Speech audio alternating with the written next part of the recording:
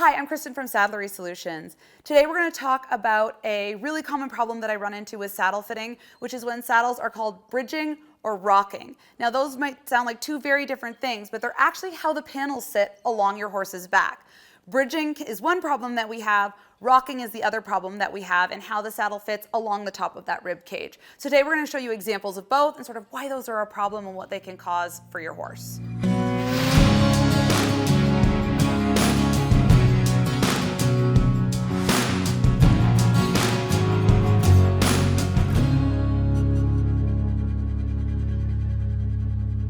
So when we're looking at our horse's skeleton, the thing that I want you to notice is that in the withers area here, our processes are facing backwards this way. Coming from the back, our processes angle forward a little bit. But right here at the base of the wither, we've got these three spinous processes that are fairly straight up and down, and the ribs are still connecting into those spinous processes.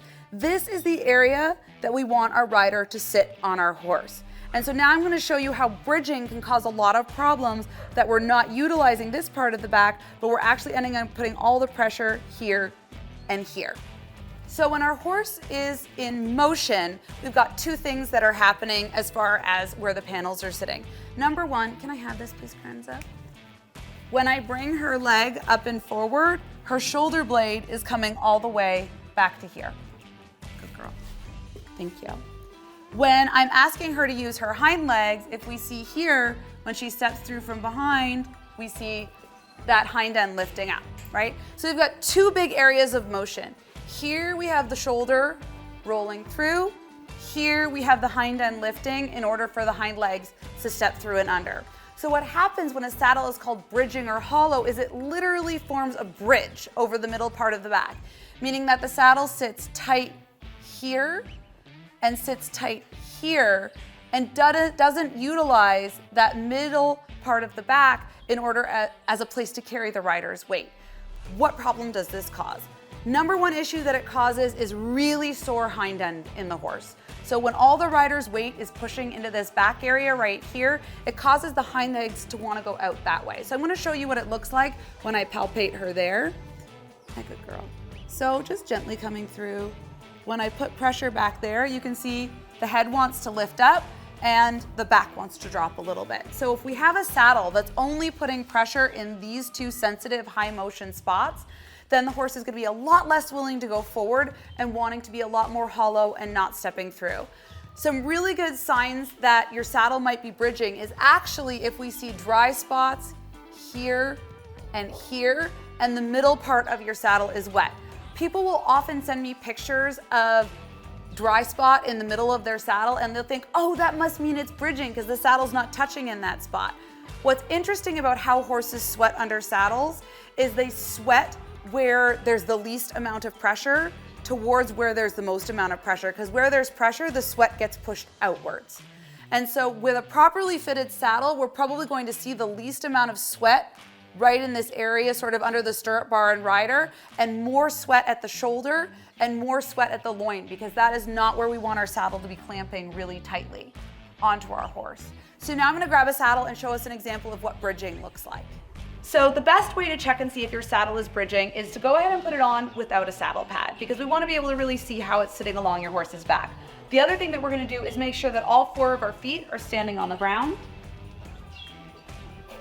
And then what we want to do is actually get in under the flap of the saddle here and see how this saddle is sitting along the horse's back.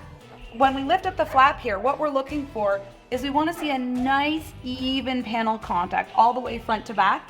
But with this saddle, we can actually see that I can get my whole hand in that middle part of the saddle. So the saddle is touching here, touching there, with no contact through that middle portion at all. So that's what's called bridging or hollowness.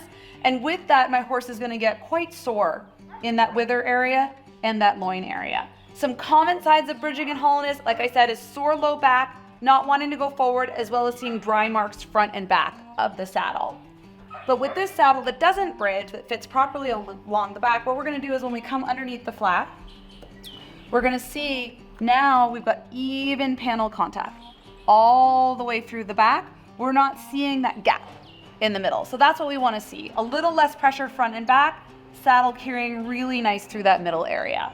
The last example I want to give you of that panel sitting along the back is actually what we call rocking. And that's when a saddle is rocking back and front when you're riding. So a really great way to check this one is actually when you put the saddle on, again, without a pad so we can just check it, and you put weight down on the pommel and you see the back of the saddle wanting to rise up, that's usually a sign of a rocking saddle. The other thing that we can see is when the horse is riding, if the back of the saddle is bouncing. That's another really good indication that our panel is rocking on the horse. If the saddle can be adjusted, then the bridging or rocking can often be solved. So it's a matter of having that evaluated and seeing if we can reflock or readjust in order to get that good even contact all the way through, and we're not seeing that sort of rocking back and forth. A very often used model when we're talking about how the horse's back moves when you're under saddle is sort of this bow and string model right here. And what it's talking about is pulling and pushing forces, meaning when the tummy muscles pull this way, it rounds and lifts the back. And so there has been this school of thought that bridging in a saddle is good because when the horse rounds their back, they're lifting it up into that portion of the saddle. The reason why that idea doesn't work, where we want our saddle to bridge because we want the horse's back to come up into the saddle, is that your horse's back doesn't exist like this through your entire ride. That back is lifting and falling and lifting and falling and lifting and falling through motion. And so it has actually been studied that bridging is the #1 cause of back pain in the low back of the horse. And so we really want to stay away from that, and we want that nice even contact through the middle so that loin can be free to move and that the shoulder can also rotate underneath the front of the saddle. Thanks for watching. If you enjoyed this video, you can find plenty more on our channel, or you can find us at saddlerysolutions.com.